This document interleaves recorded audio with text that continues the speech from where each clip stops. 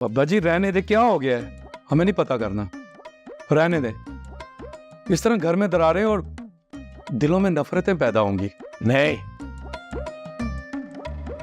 मैं मुकर्रम भट्ट एक असूल पसंद इंसान, इसलिए मैं चाहता हूं कि सबके सामने उसका नाम आना चाहिए। तो आप लोगों को मेरी बात पे शक है कि वो आग अहमद ने लगाई थी?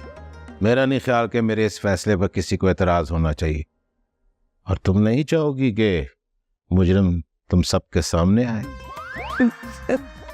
लेकिन अब्बा जी, मुजरिम तो अहमद ही है, मैंने खुद देखा था। बस मुझे मत बताओ कि मुजरिम कौन है, मैं जानता हूं, और मुजरिम है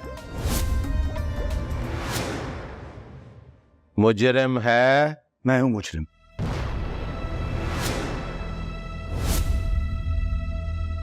मैंने वशमों के कमरे में आग लगाई।